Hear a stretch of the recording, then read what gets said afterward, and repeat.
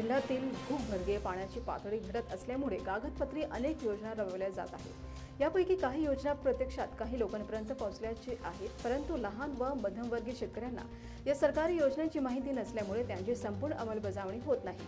त्याचवेळी जलतरण, तलाव, वाहन घटण्याचे गटार आदीमध्ये दररोज लाखो लिटर पाणी वाया जात आहे। याबाबत प्रशासनातील अधिकाऱ्यांनी गांभीर्याने विचार करणे आवश्यक आहे। जिल्ह्यातील गडमुक्तेश्वर, सिंभावली आणि हापूर हे 3 तालुके अनेक वर्षापासून डार्क झोन म्हणून घोषित करण्यात आले आहेत। गंगा आणि कालव्यांची उपलब्धता असूनही येथील भूजल पातळी सातत्याने खालावत आहे।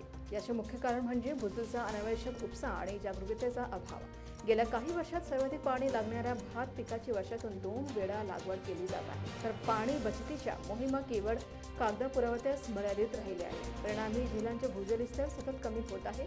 जर ही स्थिती अशीच राहिली तर तो दिवस दूर नाही जेव्हा पाण्यासाठी लोक एकमेकांशी भांडताना दिसतील। त्याची झलक महानगरमध्ये पाहायला मिळत आहे, जिथे लोक पाण्यासाठी टँकरच्या प्रतीक्षेत रांगेत उभे राहतात। सरकारने शेतकऱ्यांसाठी पाणी बचतीच्या विविध योजना सुरू केल्या आहेत। त्याचा ठिंबक व तुषार सिंचनाचा वापरावर भर दिला जात आहे। एका हेक्टर क्षेत्रावर ठिंबक सिंचन प्रणाली बसवण्यासाठी सुमारे 1.5 लाख रुपये खर्च येतो। या योजनेअंतर्गत लहान शेतकऱ्यांना 90% तर मोठ्या शेतकऱ्यांना 80% अनुदान दिले जाते।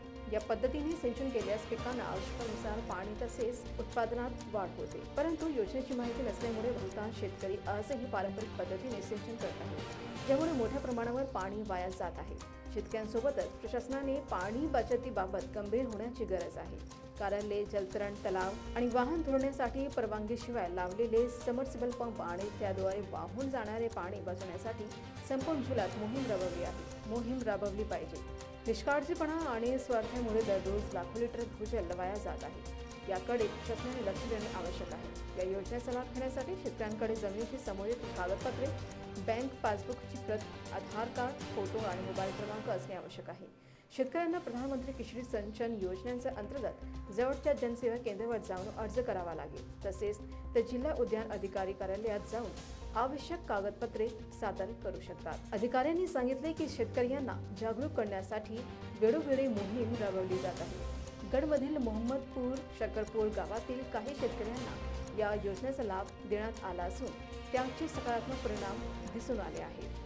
तिथे सिंचनासाठी कमी पाणी लागले असून उत्पादनात सुमारे 10% वाढ झाली आहे। अशाच बातम्यांसाठी पाहत रहा कृषी जागरण मराठी।